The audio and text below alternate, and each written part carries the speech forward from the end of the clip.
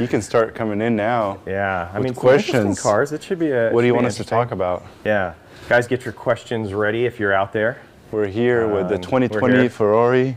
All right, we're just waiting here just for a few more seconds. All right, let's roll Instagram. Instagram already rolling? Go ahead. Rolling Instagram? No, you're not allowed back out. Okay, hold on. We're just waiting for our Instagram feed here. Give you guys some seconds here to join the live feed. We'll be talking about the Corvette C8. And why you should or you should not get it. Okay, if Tyler's got it working here. You know, Tyler doesn't have any problem like this when he's doing his Tinder things. I don't understand what's going on with this now. Press the X and then redo it. Yeah, he has to press the X and redo it. Okay. All right. Yes, we have a C7 Corvette, we have a C8 Corvette, and we've got, of course, a 2012 or later, or a couple of them, I guess, R35. And we're going to talk about these cars today. Talk about our experience with the C8. And we are just waiting here for Instagram to be good. Oh, we got the thumbs up. All right. Welcome, everyone. I'm Michael Farrar from DSPORT magazine, and joining me, Bassem Gerges, also from DSPORT magazine. Well, today we have a little bit of a treat for you. It's not all that common that we get a car from the press fleet that is really exciting. Usually we use the press fleet to get a car because you know, we're moving furniture or something like that, or, you know, just going to SEMA. Yeah, going to SEMA, you know. We don't do as much new car stuff as a lot of the other magazines because, you know, typically we're always talking about modifying cars. But out there, you got to talk about, you know, what are you going to start with to modify a vehicle? And I guess, you know, our review of the C8 is going to be thinking about it from those terms and what we like and what we don't like about it. So, Bassem, I'll let you kick off. Tell us just basic overview of the C8. What is it? So the C8 has a 6.2 liter V8 engine. It's a refreshed engine, the LT2 from the C7 Corvette. A little different because it's in the back. It's a mid-engine, rear-wheel drive. They kept the rear-wheel drive, didn't go with the all-wheel drive. But it's mid-engine. It's a mid-engine, yes. Yeah, mid-engine, rear-wheel drive. And it's a completely different car aside from a lot of similarities in the engine, but it's a whole different car. It's got the dual clutch transmission, which we'll talk about in a second. Completely different. There's no manual option. I'm not sure if you need it with this car.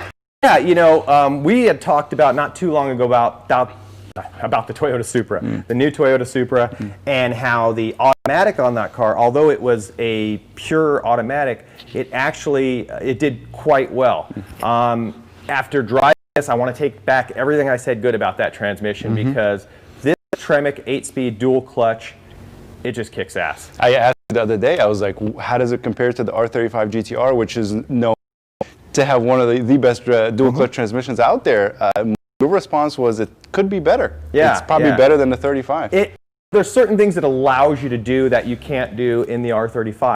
One of those is to basically get into neutral whenever you want. On the paddle shifters on the steering wheel, if you want to just enter into neutral, you just pull back both at the same time and you can free rev the car, which it's like pushing in the clutch. I mean, they didn't give you the third pedal, but you can get that third pedal by kind of just pulling back on both of the paddles. Exactly. It's basically a burnout mode, and what you're doing essentially is you're getting on the clutch, you're flooring it, and then you're letting off the clutch once you let off the paddle shifter. So it's a bit of a rough burnout. We haven't done it because it's a press car. It's not one of ours yet, but it's effective. It's cool. You can rev the car. You know, I'm going in a parking lot when we were shooting the car. I had to rev it to hear it. We're going to let you guys hear it in a second. Yeah, cool feature. It is a pretty cool feature. You know, you've got the car itself. It's a complete departure from any previous Corvette. This is the first Corvette that I seriously consider a competitor to the import market. I mean, if you're a prospective R5 buyer, you really got to take a look at this and see if this is better suited for you.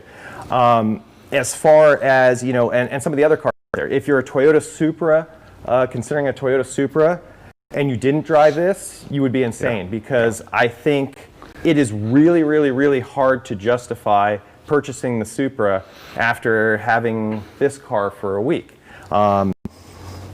There's so many things about this car that are better than the Supra. Okay, yes, it is $10,000 more. It is. The sticker price on this car is about $59. Yeah, starts with 59. Starts with 59. Now, they leave off one package that you need to get. The Z51 package, I consider that, you know, just a must. It's a must, you know. So Z51 package, you're going to get upgraded cooling system, upgraded brakes, upgraded suspension, upgraded exhaust, and it's only like a $5,000 option, so do it. It's exactly $5,000 option, and probably the most important part is the same complaint we had on the Supra. It's that magnetic ride. It just completely changes the ride quality. Yes. Yeah. So on the Toyota Supra, if you're going to get one, you know, and you try to cheap out and get the 4-cylinder and don't have the active suspension, the ride gets, you know, really crappy. The ride on this car, it's amazing. You can, you know, really throw it in a GT Grand Touring class, drive the car for an hour or 2 hours, and the suspension is not what's going to make that ride uncomfortable whatsoever. The suspension works extremely well. Sound management, in-cabin noise, really, I mean, it's not what you're expecting as a Corvette. So you mentioned, I would say 6 years ago when the C7 came out, everybody was relieved. They're like, thank God it doesn't have that interior from the C5 and the C6. And at the time, it was like a huge breakthrough for GM. Then we see this one, and that interior becomes a classic. It's just it feels like an old car. You know, one of the things a lot of people complained about with a lot of the GM vehicles was the interior design. It looked like maybe, you know, the same guy who designed a Maytag dishwasher or something like that was the guy actually kind of designing the layout and the look of it, and it looked cheap. It looked like you just had a hunk of plastic and dials and crap in front of you, and it was nothing to really enjoy. You know, it was kind of like the less you saw of it, the better. And I see what they did on the C7, and the C7, because we were talking about this, I'm like, wow, the C8, the dash is completely different from any GM. It's really up there. I mean, it's, you know, on level with the best of the Japanese, the best of the European cars. It's amazing. And you're like, oh, well, you know, they actually updated the C7. And I went in this car, the C7, I'm like, no, they didn't. This is still the same thing. There's less of it to look at, but it's still, you know, that hard plastic and you know, all that. Whereas the interior here, it's amazing. The electronics pack, everything within there, the Apple CarPlay, all that, it works. It works well. You know, a lot of the new cars, like you have to download an app, you got to do this and this, and it works on half the stuff you want it to. Everything we threw at it, it worked extremely well. Let's see, what else can we talk about? I mean, it's up to you guys. You know, the floor is open. We want questions from you guys. We could start with what's good about the car, and then we could start nitpicking on other things we'd like to. But you guys are in control, so, you know, let us know what you guys want to know. And I think we've got a question. Or no, we don't have a question. We've got a cache full. So we've got a technical error. So you're going to talk to him about things about this car, and I'm going to go fix the cache error. Okay. I'm not just the host, I am the IT guy, so I will be back. He is, but he doesn't get paid for it. Let's talk about the design a little bit. We're talking to one of our good friends here. He doesn't like the design as much. I personally can agree to that. I feel like it's really missing that aggressive hood on the C7, the C6, the C5. And it's got a lot of cues from a Lamborghini. It's got that shape here in the Lamborghini. If you go inside, all the shift buttons, they're very Lamborghini. The steering wheel is very Lamborghini, which is good and bad. I mean, in a way, it gives you a super experience for a normal price, basically. It's about $40,000 less than the R35 GTR. But again, you're kind of missing a little bit of the Corvette feel. A lot of the Corvette people want.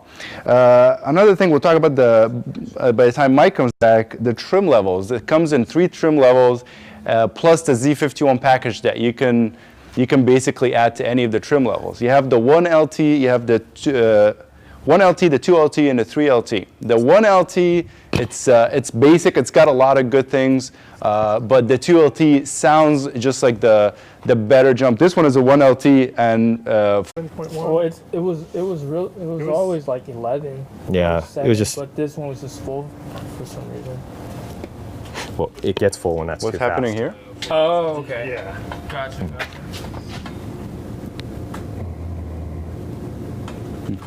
Camera 1 good.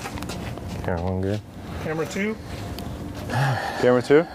Camera 2 good? Camera 2 looks good. All right. Okay, so we talked about the trim levels. Well, I don't know if we're there. We'll start with the question from there and well, reintroduce he doesn't ourselves remember because we don't even know. He doesn't remember it. What was it? What do you, it's gone? Yeah, because it was live. Do you remember anything about it? Did you talk about engine, car? Something about trim levels. Oh, Okay. that was exactly what I was talking about. All right. It's probably You were talking to it. Oh, so he's asking a question, a follow-up question. Gotcha. Okay.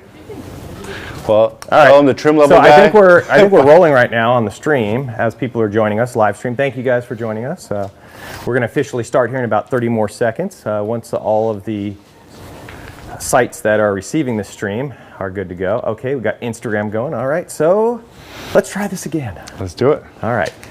Good morning, everyone. Welcome to DSPORT magazine, and I'm Michael Ferrara, and joining me is Bassem Gergis. So Bassem and I have had the C8 Corvette for the better part of the last week. We've both had some time to drive it. As an R35 owner, I can give you kind of my perspective of an R35 versus a C8. And as a C7 owner, you should be able to tell us a little bit about that car versus this car. Yeah. Should Okay, I start? good. Okay. Well, you know what? You don't have to work. No, it's fine. So, like the first thing that comes to mind is the transmission. This is a 2014, and it's got the 6-speed automatic, not even the 8-speed, which it's not that much difference in terms of performance between the 6-speed and the 8-speed. However, it is vastly different between the 6 or the 8-speed transmission and the dual clutch transmission in this car. This is a lightning fast transmission. This one lags, and even though it was pretty good a week ago, it's not good anymore. Yeah, so this is a Tremec 8-speed dual clutch setup for it. If we didn't already mention, it's mid-engine, so you've got the engine right here and you've got that whole transaxle right behind it. And this transmission here, I think 4 or 5 of the gears are overdrives. Yeah. The Dyno did in fourth gear? Fifth gear. Fifth gear. This one is dynoed in 4th gear. This is gear. dynoed in 5th. Okay, so dyno in 5th gear. 5th gear between the transfer gear and the actual gear, you end up almost at 1-to-1. So it's really like having 3 overdrives. And what that means is when you're on the freeway and stuff and you put it in 8th gear going like 85 miles per hour, your RPM's about 1,600 or 1,700 RPM. I mean, it's barely above idle at that. So it is able to, basically get some good mileage and stuff like that because of the 3 overdrives and stuff like that. But, who cares about that? I mean, performance-wise, the nice thing about it is most dual clutch transmissions, you cannot just automatically get out of whatever gear you're in and go straight to neutral. I mean, I guess you could push it in neutral there, but it's not really made to do that. On this, they address that. They make it so that if you pull both of the paddles back at the same time, you can free rev the engine, it disengages the clutch. Yes, exactly. And the engine, I mean, we talked about the engine. It's basically the same thing, just refreshed. It's got a little bit of lighter material from the C7, absolutely. But by going to that mid-engine, all the way of the engine and the transmission on top of the rear wheels, you have a little bit bigger tires. It's actually, it's a lot bigger. It's 305 here, 285s here. It's a whole second quicker, plus the DCT transmission. It's an entire second 0 to quicker. 60. Let's talk about 0 to 60 times. 2.9 seconds in this car. You've got 3.9 seconds in that car. And, with your DBA GTRs, anywhere from 2.7 to 2.9 seconds, depending on the year and the launch mode and all that kind of stuff. So you've got nearly the same or the same 0 to 60 performance as an all-wheel drive twin turbo car and a second faster than the previous generation. So a lot of improvement in there. That's a second if you could keep traction on that thing. That's the problem. This thing it hooks up. I mean, you could spin it if you want, but if you do launch control, it's gonna take off. This thing will not. Definitely. Now, guys, we are live right now, and that means your questions can be answered right now. So if there's things you want to know about, ask them right now, and we'd be more than happy to kind of go over all those things that we can with you. Overall, I guess let's start first with the car and the cost. Okay, base to get into this vehicle, stripped down, you're at about $59,000. $59,900, $60,000. Yeah, so say $60,000 by the time they tack on the destination charges. That is the 1LT package. I almost said LT1, which is an engine that. That's this engine. Yeah, it's the LT1 trim level, which is what this car is here. But they did add one significant, or two significant upgrades. Well, two upgrades, one of them significant. The Z51 package. Z51 package, improved cooling system. You've got improved brakes, improved suspension, and the sport exhaust. So all of that in there for $5,000. Just do it. You know, you don't want to not do that. Yeah. So $65,000 is really kind of entry level. And then the next trim up, when you go 2LT, it's about 10 grand. And it's one of those things, it's almost like Apple, how they price things, where it's like, you think you're going to get that, $899, Mac Air, and then all of a sudden, you're $1,900 in it because you had to get the Mac Pro and stuff because it was just, well, I just had this, get this.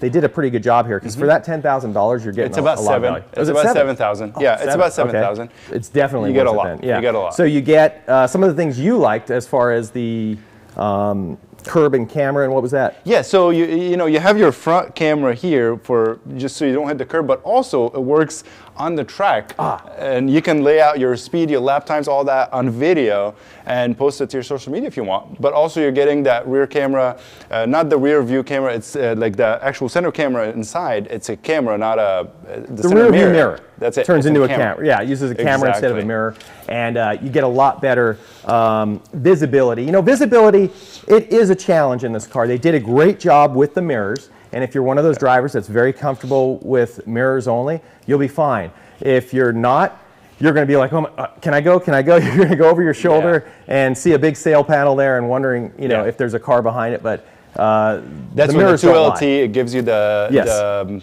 what's it called? The blind spot monitor. Blind spot monitor on the 2LT. So navigation, heated seats, heated steering wheel, cooling steering wheel. Now there's a useless one, the 3LT. Well, let's talk about 2LT. One thing you didn't mention, sound system. They go from the 10-speaker bass system to a 14-speaker system. The 10-speaker system, which is what we had here and what we had to evaluate, I was not impressed by. As far as the sound quality from it, as far as the interface and what you can do and how you can, bring your content from your phone or Bluetooth, whatever, that all works great. But just the sound of it didn't sound really good at all. Supposedly, the premium Bose 14-speaker system is better, but this one lives up to that. What was it?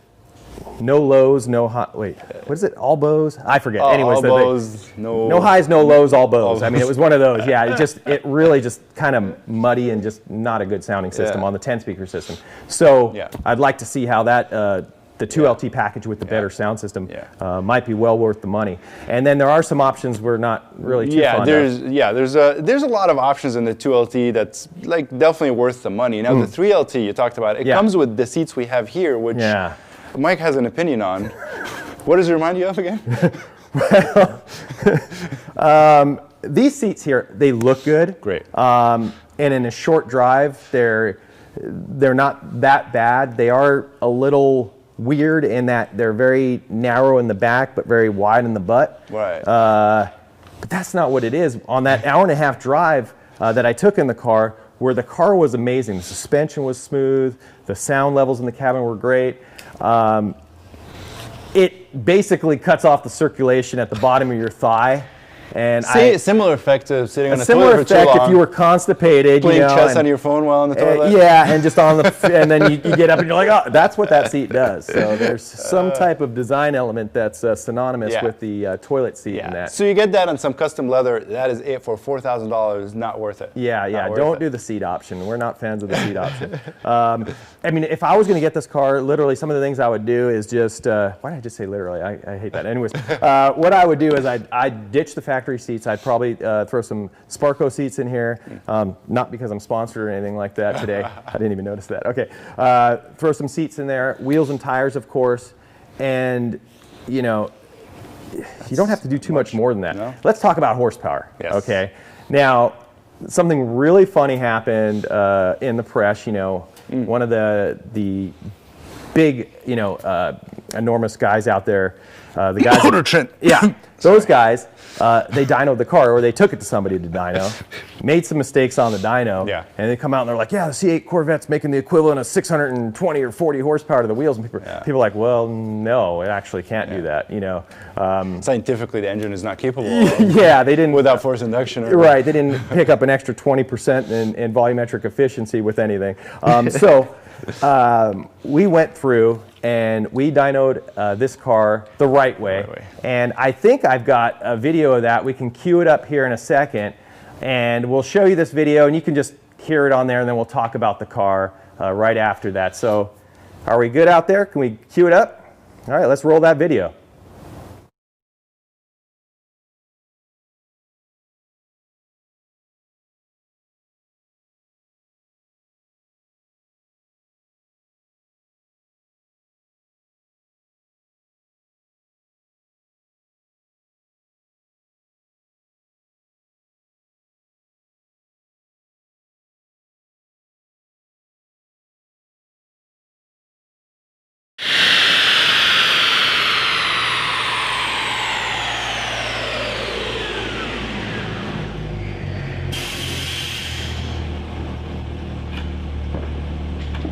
All right.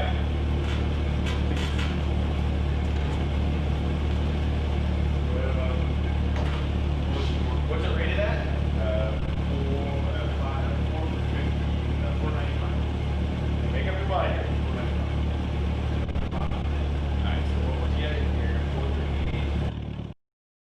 All right, so I think we're back here, I hope. We got our mics on, we're all good? All right. Well, sorry about that. We switched over the video fine, but the audio didn't switch over right away. But we can let him hear it. Yeah, So we'll, that's the we'll let good you news. hear it, so we'll make up for that part of it. We talked about the car, we talked about the value. Let's talk about some of the other options out there. If you've got $65,000 to $75,000 to spend, you've got not too many cool options out there, I think. No. And nothing that really touches this as far as a performance value. I mean, this is an extreme performance value, but you could, you know, possibly look at an R35 and picking up a used R35 in that price range. And, you know, being the owner of one and being the driver of this for a week, it's an interesting call. You know, either one is going to be a fantastic choice depending on what you're actually, you know, looking for. Of course, you know, as we know, like this R35 here with, you know, the right selection, putting an extra $15,000 in the right bolt-ons, you've got a car that can run low 10s, maybe even dip into the 9s if you get it perfect. And so it's a great fun car. Now, to get the Corvette C8 down into that territory, that's going to take some work. You know, you don't have the ability on this car to just crank up the boost because it's not a boosted engine. Aspirated. You know, so that is one of the challenges that you're going to have on the C8. But if you're happy with the performance level that this car delivers, which I think a lot of people will be, it's pretty cool. It's a pretty cool car. But let's talk about the horsepower numbers. I almost forgot about that. Yes, yeah. So, I mean, the car is rated at 495 to the flywheel. Now, it's 495 with that Z51 exhaust? Or with without? the exhaust, which is 5 horsepower. So Okay. it's 490 without. Okay. On our dyno, it put down about 448 to the wheel. So what is that? What's the math, the right math? 15%. So divide that number by 0.85. Did you do that? No, he did not do that. And So it we're should doing be it now. a little over 500. Do it. 505. See what you get. See what you So we have 448. get. Divided by 0.85. and that will give us a number. 527. 527. So it is underrated. It is a bit underrated, but not to the degree that the other guys out there were claiming, and later had to go say, oh, we had our dyno set wrong and all that good stuff. Anyways, we did the test right. Good We've problem got a to whole, have, I'd say. yeah. I mean, extra horsepower, why not? I mean, that's a good thing about this car. There's some weird quirks about this car. We can go over that, but I want to just see if you guys have any questions so far, or things you want us to do. I mean, we're live. You want us to... You can do donuts here if you want. Yeah, you Whatever want us to take the top off and have Bassam, take his shirt off? I don't care. Whatever you guys want to do. I mean, I you don't guys wanna see already it. missed the car wash this morning. Yeah, I don't want to see it, but whatever. But we'll you guys talk wanna about do. the experience a little bit while we're waiting Okay. here. I mean, this Okay. is, Corvette has always had, it always kind of brought this value, like performance to price or to cost value that's Right. insane. But this one now, it's a whole different territory. I mean, you're talking about supercar Yes. experience. This is to the domestic market, or actually to the modern car market, to the Right. modern performance car market. This is the equivalent of what the R35 was. Right. That value proposition of having a car that you could do so much with, that just delivered way beyond what you'd expect. It's really there. It's funny. This is, the first mid-engine, Corvette ever. And you think about mid-engine vehicles, and you come back to the NSX. Right, And there's all these yes. fanboys of the NSX and stuff. NSX was a horrible car, okay? Let's face it. I mean, anytime you have to make up for the excuse that a car is extremely underpowered by saying it's well balanced, it's just not a fun car. Yeah, And that's it's what the NSX Miata. was. That's what the Miata is. It's underpowered and it's well a balanced. mid-engine Miata.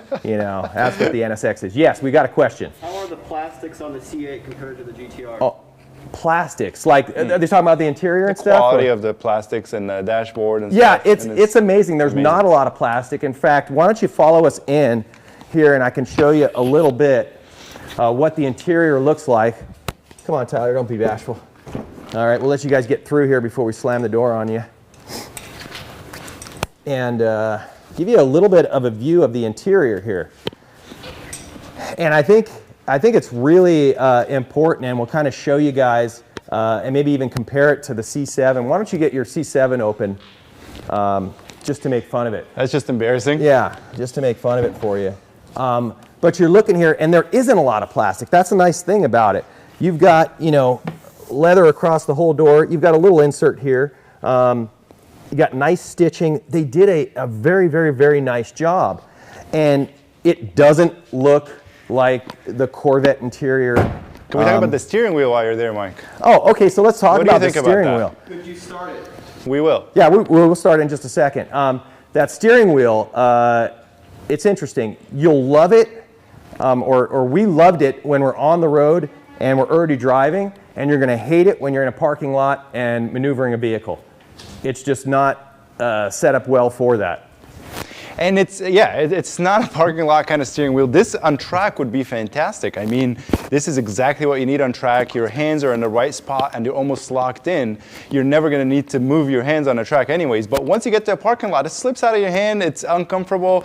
The other thing is it's great leg room for taller drivers like our own Gianni here. But the helmet won't fit. There's no headroom for that. So yeah, let's open the other door so maybe it'll give us some more light. You can close the C8 door. So this is the C7 interior, and you start to see, they did a better job of trying to minimize the number of knobs and buttons and switches that look like crap in a typical older GM interior, which is a better improvement off, to the C6. Yeah. But it's still, still not good. And it's just, 6 years ago, this was a breakthrough, Mike. That was a breakthrough, okay. Well, whoever it was at GM for the 30 years of making the interiors look so cheap, our condolences to his family because he had to have passed away because this is a complete departure from everything up to the C7. It is, and when you look at the interior in the C8, it does not feel like it's in the same category or was the same car. It's identical to the C7. Basically, 3 things you have to do. You have to take off, you have to just unlock 2 latches in the front, 1 in the back. Even the looks of the latch never changed from the C7, so it's identical. If you have a C7 or both are carbon fiber roofs, so they're really light. There's a dedicated place in both cars in the back to go, and they latch on so it's not moving around or anything. Really easy, but it's not as easy as a convertible, obviously, but who wants that?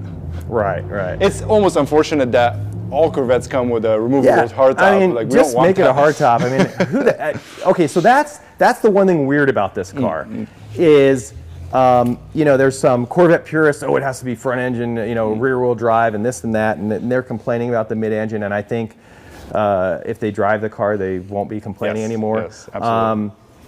But it's interesting who they're trying to appeal to, who it's going to market to, Right. because this is the ultimate upgrade from a Supra. Oh, you yeah. know, It's a not Supra, in the same ballgame. you'd be insane to buy a Supra if you had the extra $10,000 to get the C8. Yes, absolutely. That's just insanity to do that. Now, I don't know. I mean, the car itself, you know, getting back to who it's right for, all these guys that like Japanese cars, all these guys that like import cars, they need to go and look at this car. That's the main thing, you know, and, you know, kind of get everything out of your head, because, you know, when you bought your C7, I didn't even really care about it that much. I didn't even want to see the inside of it, not to hurt your feelings. But I was just like, oh, God. Damage has been done. Yeah, whatever, she's going to get that and blah, you know. But no, I mean, the C7's a lot better than I thought it was. But the C8 is just, it's a whole different category. Yeah, and it's coming from where you're staying. Mike, you're always trying to get just quicker and quicker. You're trying to, you know, fine-tune your traction and your launch and all that stuff. And this is great for that. It's, some people might say it's missing a little bit of a wild factor, which is not good on a track. Right. You know what I mean? It's just the experience. I feel like this thing, it's wild. It's just not as quick as this. It's never going to be as quick as this. Right.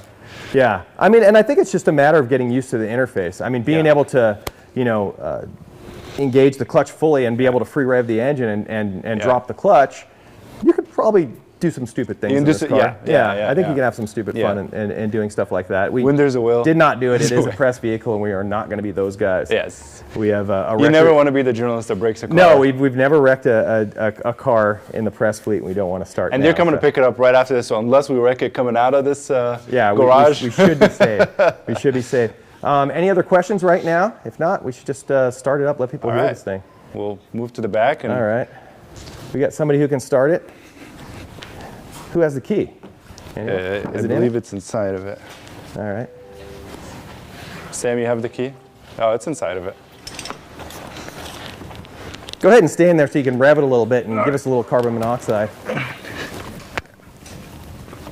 All right, we are starting it. All right.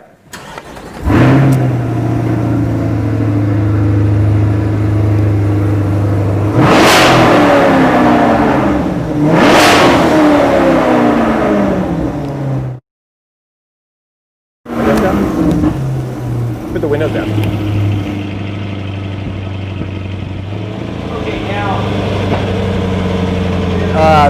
With this exhaust upgrade, you get 2 different modes on it. So there's a quieter mode and then the loud mode, I guess. Are we in the loud or the quiet right now? This is the loud mode. Okay. So let's see if we can hear a difference. Go ahead and switch it to the quiet.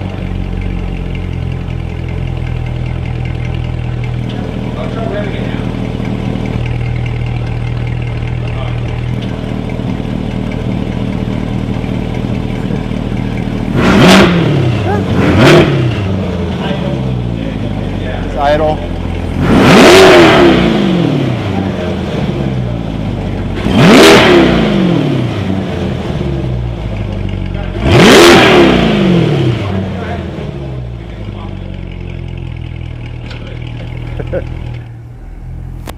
Keep on coming. Keep on coming. Keep on coming. A little more, a little more, a little more. That's good. Just want to be able to open the door. Is this exhaust not? So this is the exhaust that is part of the Z51 performance package. Go ahead and shut off. It's part of the Z51 performance package, this exhaust, so it's like a factory upgrade. And we did wash the car earlier, so It's not leaking. this is the LT2 engine. This is the LT2 engine, yes. What's the displacement of this? This is a 6.2 liter displacement, And, V8. and it's direct injection now, It's right? direct injection Okay. only. And you see here, you know, if we own this car, we'd be taking this out, and our passenger side turbo would be going here, driver side turbo would be going there. But yeah, I mean, it's actually, you know, it's probably going to be one of those cars where if you have to do much of anything serious, you're going to be dropping the whole subframe to get to the engine and stuff, but you're really not going to need to touch it for most things, I think. Working on it sounds miserable, to say the least. Yeah, but you know, yeah, I mean, it's the bug issue all over again. You just drop the engine every time you want to work on it. Yeah, kind of like the 300ZX twin turbo with the VG30 in there. Yep. You had to drop it to do anything. Yeah. You know, a couple things I noticed off the bat, and a couple things if you are considering the purchase of any mid-engine rear-wheel drive vehicle. One of the biggest challenges from an engineering standpoint is the fact that you've got the engine in the rear, but your radiators, your heat exchangers are at the front of the vehicle. So Yeah. you've got water pipes and stuff running, you know, 3/4 the length of the car till they get to the engine. And because of that, making sure that you maintain that coolant and service it and do everything there so you don't get any corrosion, that's a must. And we got a question. How much does it weigh?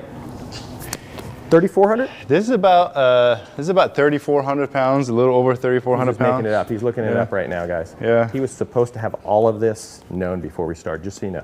Just letting you guys know. I do have it on my computer. But you know, one of the things I want to point out here. Yeah, so this one weighs 3647. 36. I was 200 pounds off. Okay, not too bad. But you'll see here, it's a brand new car. It's a first-year car, and you look and you're seeing some rust here, right on that. Looks like it's probably the shaft to the damper right there, and you're seeing that, and it's probably a issue with just the materials that were used there, having some type of galvanic corrosion issue.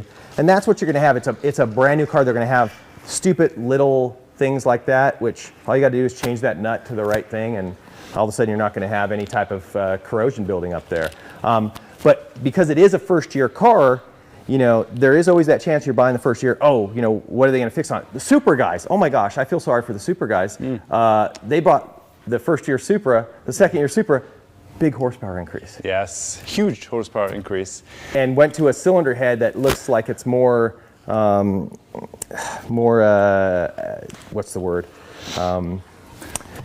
Able to be, you know, increase the performance a lot easier Yes, with it. Yeah, absolutely. So, and then you have your Type R people too. I mean, they bought the Type R from in the first year. It's a great car. It started overheating on a track. Yes. You need some time. yes. But it seems like, you know, they did a lot of development and kind of proofing on this, because the drivability and stuff like that, they definitely got the drivability and the transition with the transmission a heck of a lot better than Nissan did in 2009 with the R35. Definitely. You know, the R35, it was not fun to drive from a lot of perspectives, because it was there were so many drivability type issues with it.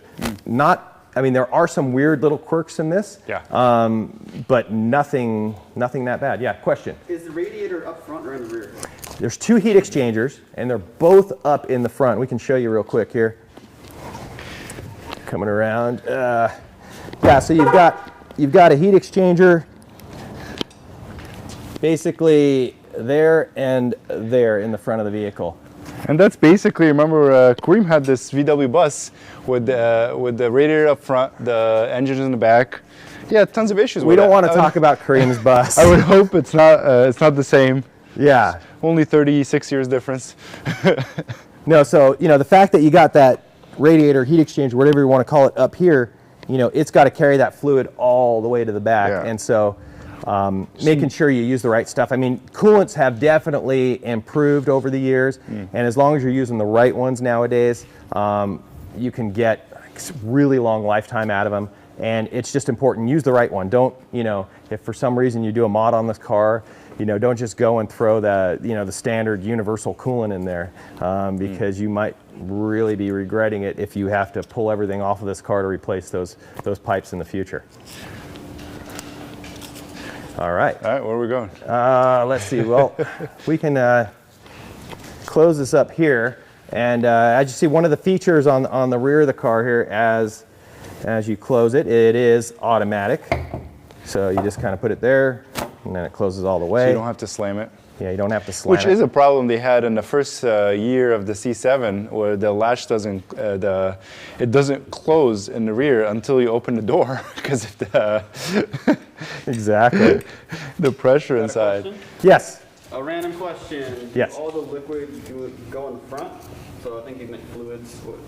Is there any fluids you apply in the front? Yes, there are some. Oh yeah. Let's open the front. yeah. That's probably the easiest thing to do. You could see where things are at. Yeah. You want to go ahead and grab that? So the other thing, if you ever rent this car or you do buy it, and you're looking for the thing that opens the gas cap area here, there isn't one. You just go like that. So just so you know. All right. So here it seems like you have your windshield wiper fluid. And there's another that's one brake over fluid there. up That's there. the brake fluid over there. That's about it. Yeah, so you got a little bit of storage up in the front here. And of course you've got the main storage in the rear. They use both, you know, fiberglass and composites, the body construction, so that's one of the ways that they save weight. And the styling, you mentioned to me, which I don't follow a lot of the exotics out there, but you mentioned to me you thought the styling was very similar to Lamborghini? Yes, absolutely. Like if you look right here, this is almost a Lamborghini replica right here. All these lines and how is whatever that zigzag line is here. Also the steering wheel, that horn button, that's very Lamborghini, and shift buttons, that's a Lamborghini style. Well, which is a good thing. It's not a bad thing to have. Not a bad thing at all. I mean, if you're gonna get inspiration from something, you know, Might as well be a Lamborghini. Might as well be Lamborghini. So your pros and cons list, if you have to write a Okay. list off the top of your head. Okay, so not a fan of these upgraded seats. I haven't driven I haven't driven one of these with the standard seats to see how those are. Go ahead. Does the target top fit in the front or the rear? The rear. The rear. And Yes. it's got its own latches so it can secure on there. So things that I didn't like, the upgraded seats, I didn't find comfort in that on extended rides, and I thought they were kind of narrow in the back and wide in the butt. The stereo system on the 10 speaker, the bass stereo system, I wasn't very impressed with the audio quality. The, what else? I mean, I almost feel guilty for, you know, picking these things out because you're getting so much car and so much value that I only point these out because if I don't, somebody else is, or you're going to be like, well, why didn't you tell me? Or we're that? going to look like we're getting paid by GM. Yeah, so, you know, which we're not. I don't know, I'm trying to think, what else didn't I like about it? I mean, I'll tell you my list. Okay. I felt like it's giving you the supercar experience, but I said it before, I'll say it again, it's missing a little bit of wildness. I mean, even the hood, you don't see the hood at all while you're driving. It's like you're driving a minivan. But from the outside, you look and you're like, I get it. It's you know, I mean, I've got stopped at every red light. It's like, oh, what kind of car is this? Yeah. Like, the only thing slowing you down is that red light. Like I got that every single red light I went to. It does look like a supercar. It's great. I just feel like it needs a little bit of madness, a little bit of chaos that it's missing. But on the other hand, you're sacrificing the chaos to get performance that you can never get with the chaos.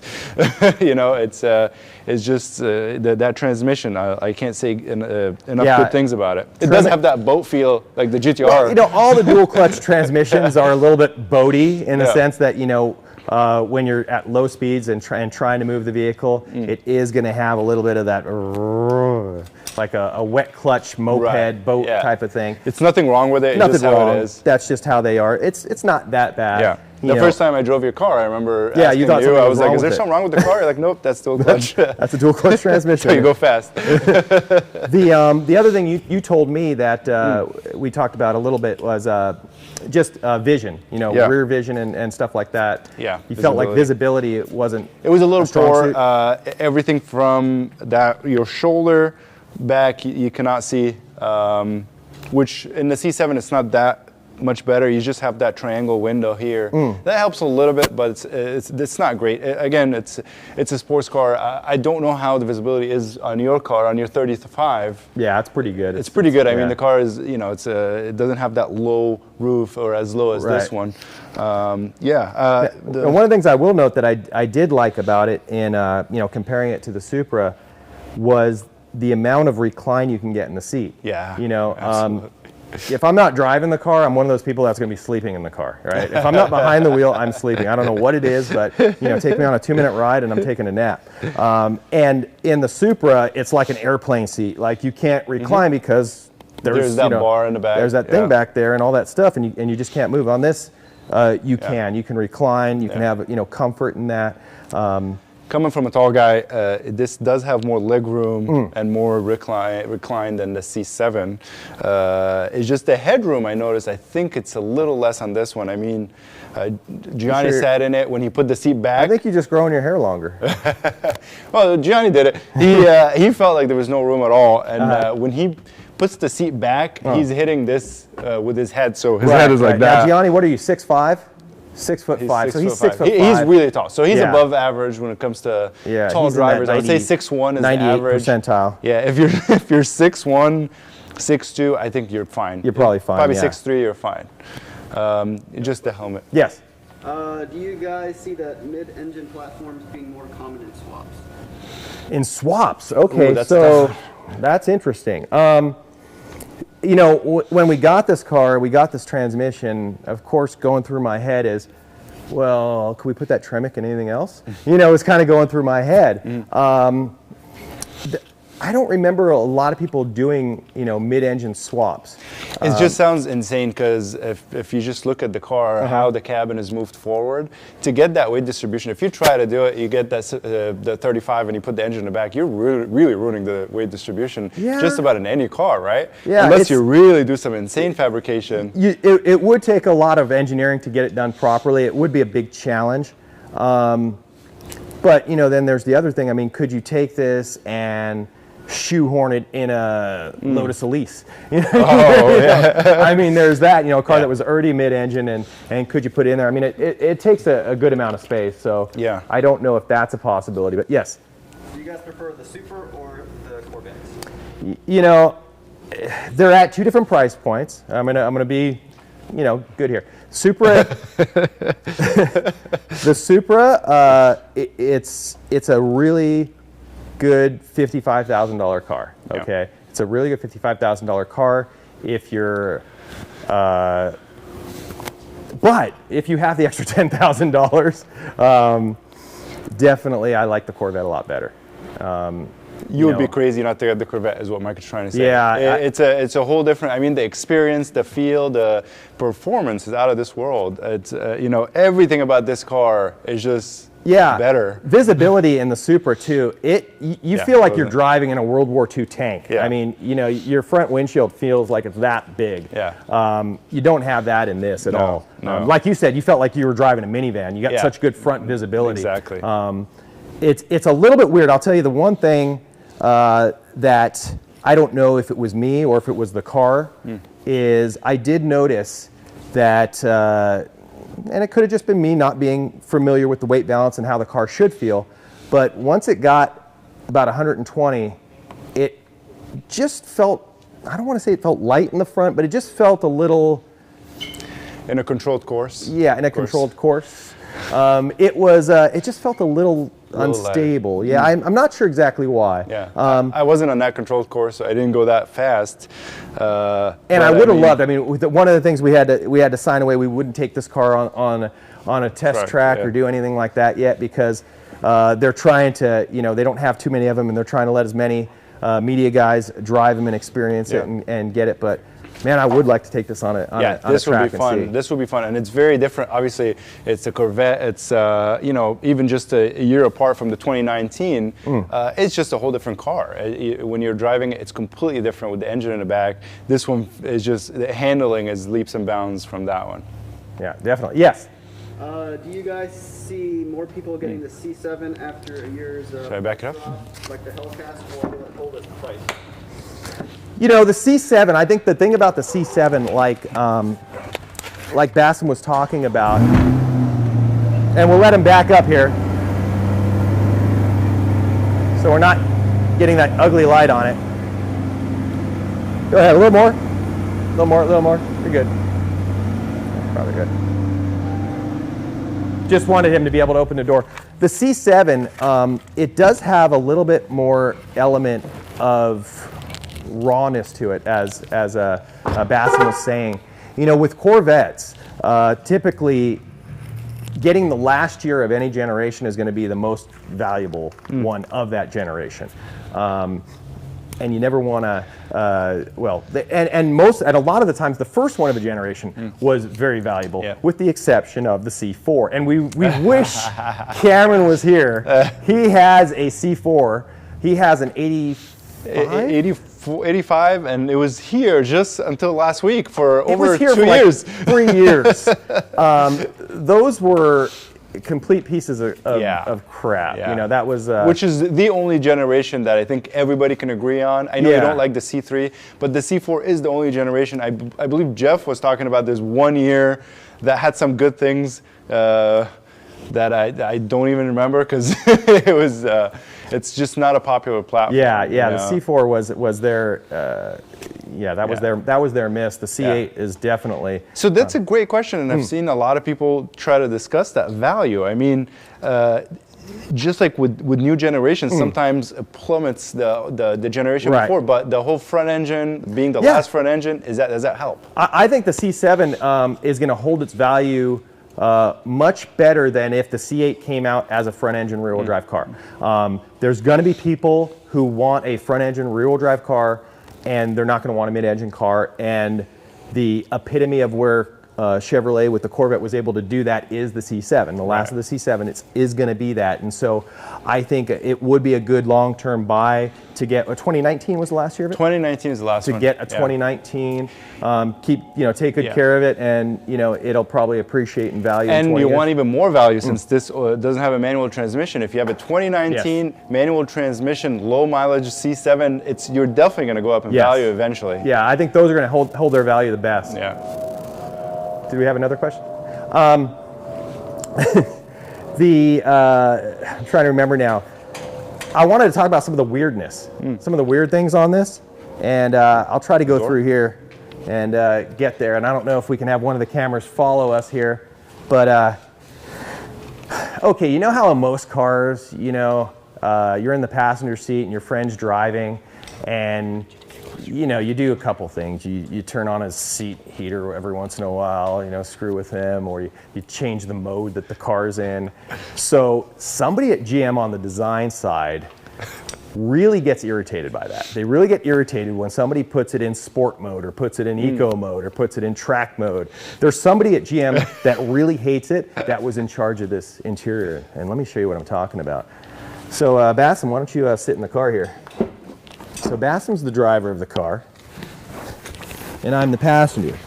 Now, first off, as the passenger, I've got the Great Wall here. And I think it's probably marital problems with that designer. Probably Maybe marital problems, we're not sure. But there's definitely an obstruction here. They kind of extended this from the C7. The C7, it kind of came down around here. Here it's like, stay out of my way. Yeah. Stay out of my way, passenger. And there was a handle in the C7 for when you're fishtailing all over the street, because you can't keep traction. But now it's just a wall. Okay, so the wall, that would be good enough, right? You would think. You would think the wall would be enough, but it's not. No. On top of that, look what's over here. I don't know if you can get in there or not, but you've got this thing. So I can't even reach, I have to reach around, I have to give it away that I'm trying to change the mode. So basically, you have to go over it, grab it from the sides, and switch your modes which is really restricting. Yeah. You know, I was like, the first thing when I saw this, I thought, okay, is this like the Lexus? Like I move this around, I'm going to navigate. No, does it do this? Do I lift, push? No. So be careful. If you're one of those people that just likes to push and figure out what something does, this does absolutely nothing. It is a guard to keep the passenger and potentially the driver sometimes from being able to switch the mode on this car. So that was one of the weird things. That was one. The other thing is it's very driver centric, which we all appreciate. The Supra tried to do that a little bit, like, you know, it wasn't that.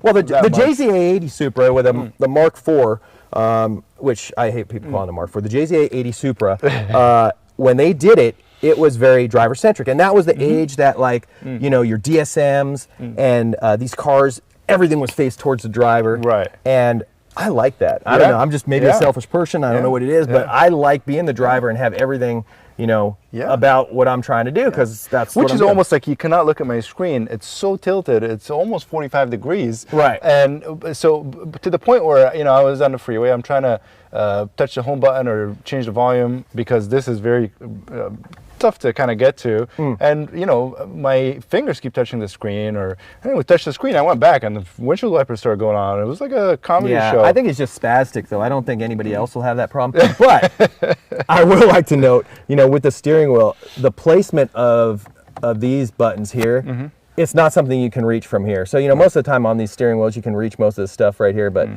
your volume up and down and your channel selectors, these, you got to move your hands to get to them, and they're kind of and if you're here, you're right on the corner. It's almost like pushing you back. Yeah. It's pretty tough. It's good quality though. Like if you're pulling on it, it's really good I don't quality. feel like I'm going to break anything in the interior, which, you know, is nice. All right, let's get out of here. All right.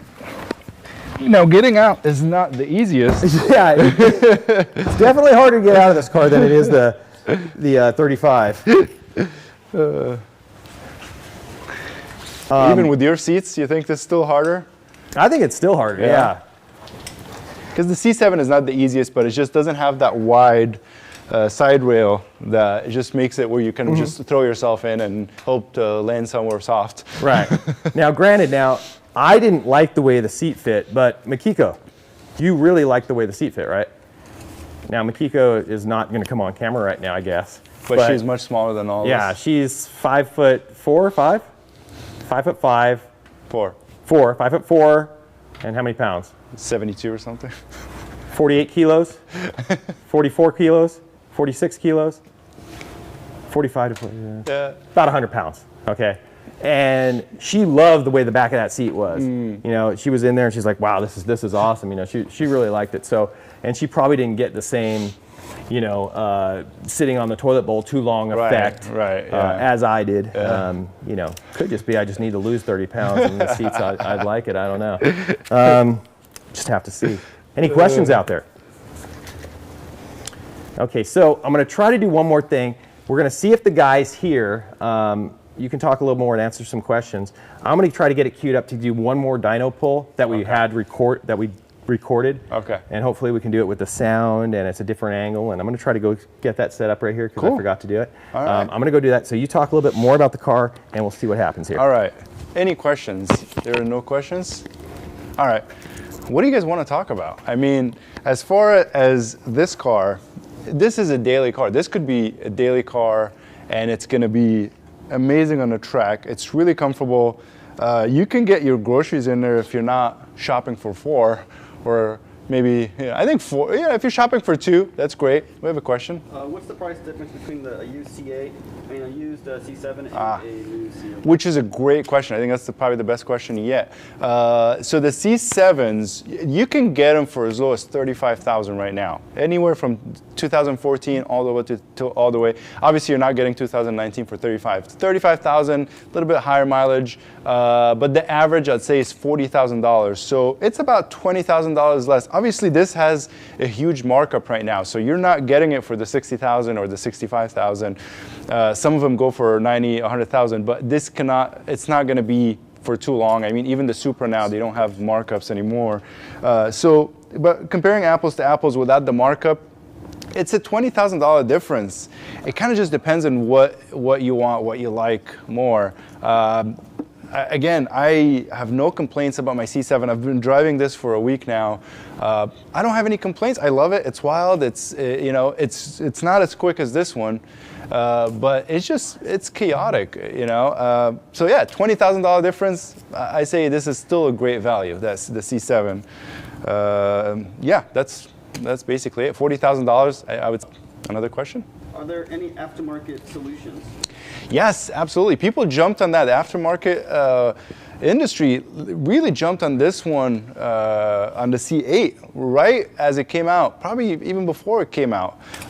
We already saw at SEMA, SEMA 360, which is digital SEMA, and not SEMA, it was Toyo Tire, that tread path they did, which basically what they usually do at SEMA, they had all these cars, they had a C8 completely done up, and it had the wheels and the tires, and I mean, it was on bags, but we're not going to bag on anyone. Oh, we will. But other than that, I mean, we were just looking at it before that. They completely did it. I guarantee you next SEMA, it's going to be the story of the C8. Just like the year before was the story of the Supra, and the year before that was the story of the Type R, it's going to be the C8. I mean, they had C8 at last SEMA already. Yes. Chevy. Yes, definitely. I mean, this car, in the hands of the right tuning parts developer, Yeah. I think it has a lot of potential. You know, Absolutely. I mean, I would love to get our hands on one of these cars. We probably, Twin turbo. yeah, we would probably do a twin turbo setup on it. But I think, you know, we're going to actually be moving locations and doing a bunch of stuff, and we still got to get the R33 GTR into the 7s, and we got enough other projects. So we probably won't do anything this year. We might wait and let some people do some stuff, but man, I don't know. I mean, I could see us doing this as a project and having some fun with it. And you know, I think this car, I'd really like to see what happens when you put 1,000, 1,100 horsepower to those rear tires. Yeah. You know, and seeing how this car performs. So yes. What's the miles per gallon for this? So So that was interesting. Yeah, so this was, I want to say, 1727 or 1927. It's 2 miles per gallon worse than the previous generation in the C7. The Roach Coach is here. Are you hungry? I could eat, but I'm not from that one.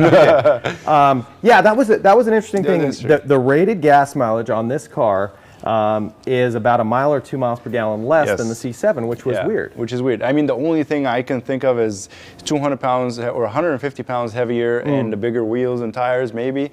That could be it. Now, this also has, which is mind-blowing, I only learned about it when I got the C7, both do have it, is cylinder deactivation. As you're cruising under light load, it shuts down 4 cylinders. You're rolling on V4.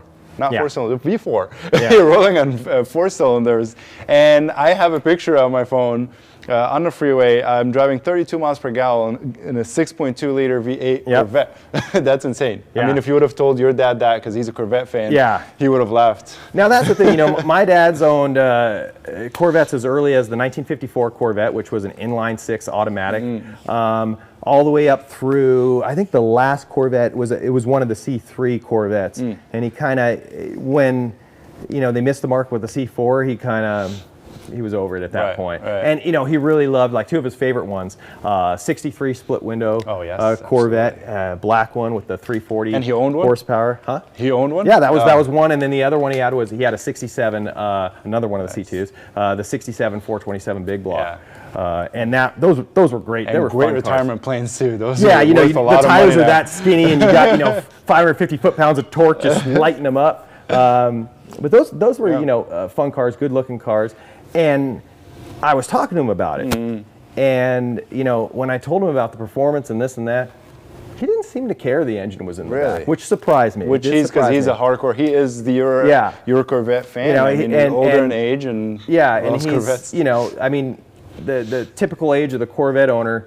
I don't know if they've done a good job of keeping it the same or keeping it down over time, but you kind of you're perceived, most of the Corvettes you see on the roads, there's not too many young people driving them, and I could see the exact opposite happening with this. I could see this is a value car that, if you had a lot of bucks to throw at, you could do a lot of cool stuff with.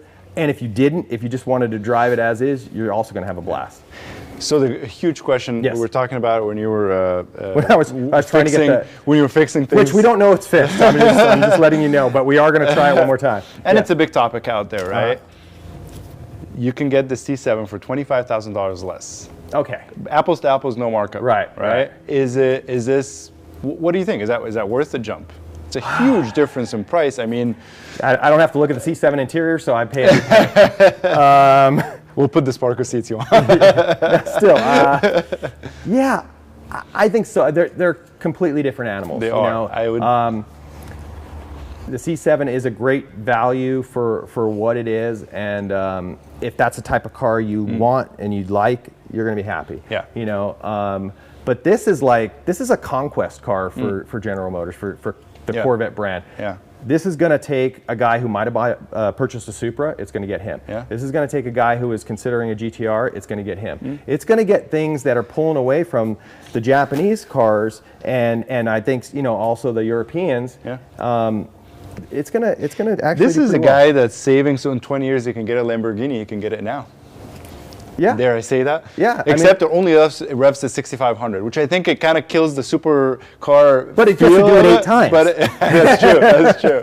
So it has 8 speeds to do it. But I think you hit it on the nail here. There are two different cars, the C7 and the C8. They're completely different cars. They don't drive the same. They don't feel the same. They don't. They're not priced the same. The only similarity is it's kind of the same engine, so you're getting that reliability. So you know that. But other than that, they're not in the same category whatsoever. Yeah. I mean, there was a much bigger difference, I would say, between the R32, R33, R34 And then jumping GTR into the and the R35. Yeah. You know, Godzilla, as it was known, had its personality, and the 32 they introduced it. The 33 they refined it, made some changes, and then the 34 they really upgraded a lot of the driveline and everything else, and made it the best of those three to get. And then the 35 comes along after a lull, and in some senses there's such a disconnect with it, because the original Skyline GTR, not the original, but the 32, 33, 34, which I consider the original GTRs because owning the other ones, who cares? I don't really care for R31 or before, but anyways, those cars, they were about an inline 6-cylinder engine. They were about endurance racing, being able to beat the crap out of these cars and do stuff. And all of a sudden they put a V6 in it. All of a sudden it doesn't have a clutch. All of a sudden all those things that made that car fun, it's a completely different animal. Yes, exactly. I enjoy my 33 a lot more than I enjoy my 35. Not that the 35 is a bad car. 35 is an amazing car. It does amazing things. Yeah. But you've got Godzilla and you've got Mechagodzilla. So they're completely different. Yes, absolutely. I think they're completely different cars, and you can't say, like this. Well, obviously, the 35 is a better car than the 33 in terms of performance. No, I'm talking about in terms of performance. On the track. Right.